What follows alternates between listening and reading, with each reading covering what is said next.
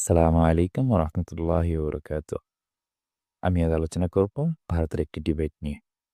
ভারতে একটি অসাধারণ ডিবেট অনুষ্ঠিত হয় যা সত্যিই আমার হৃদয় ছুঁয়ে যায়। যা বলা বাহুল্য। অসাধারণ লেগেছে।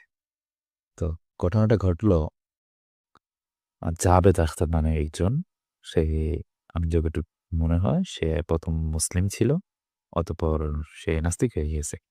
তবে সে কবিতা লিখে সাহিত্যিক বলো, দার্শনিক মনে করে নিজেকে বা অনেক মানুষও মনে করে থাকে। তো উনি ঈসার আ বিপক্ষে ছিল এবং পক্ষে ছিল আমাদের দারুল উলুম দেওবন্দের মতো অন্য আরেকটি মাদ্রাসা নদওয়াতুল উলামা। খুব ভারতের খুব প্রসিদ্ধ মাদ্রাসা। তো মাদ্রাসার একজন সুনামধন্য শিক্ষক, তেনার নাম আমার স্মরণে আসতেছে না, আ মুফতি যাই হোক খেয়াল আসতেছে না। তো উনি ছিল পক্ষে। বিষয়বস্তু ছিল "Does God exist? Does God exist?"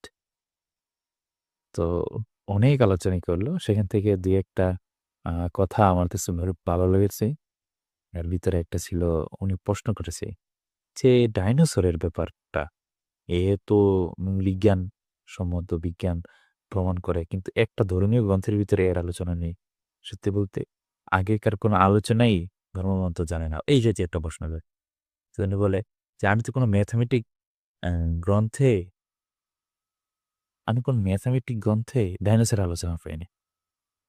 আরে ভাই, যে কোরআন বা ধর্মীয় যে সমস্ত গ্রন্থগুলো, এগুলো তো শুধুমাত্র নৈতিক শিক্ষা, মোরালিটি এবং স্রষ্টার সাথে সৃষ্টির যে সম্পর্ক, সেই নিয়ে আলোচনা করা হয়েছে।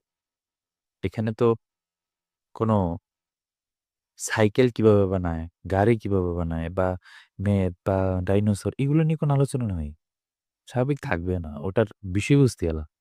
আচ্ছা, তো এক পর্যায়ে বলে যে সৃষ্টিকর্তা থাকতো তাহলে পৃথিবীতে এত দুঃখ, কষ্ট, বেদনা, এই হানাহানি, মারামারি, কাটাকাটি এগুলো থাকতো না। তো আলেম সুন্দরভাবে বলতেছে, "ভাই, তুমি চাচ্ছ যে সব ভালো হয়ে যেন থাকুক, সব যেন সুন্দর থাকুক, সব যেন আ একবার পারফেক্ট। খারাপ আছে বিজেই না তুমি ভালোটা বুঝতেছো। মন্দ আছে বিধেই না তুমি উত্তম যেটা এটা গ্রহণ করতে পারতেছো।" তখন আবার সে কথা শেষ হওয়ার আগেই আরকি সে বলতে থাকে যে, "তাহলে কি আপনি বলতে চান যে একটা ছোট বাচ্চাকে হত্যা করতে হবে আমাদের আগে এবং ভালোটা বোঝার জন্য? একটা নারীকে ধর্ষণ করতে হবে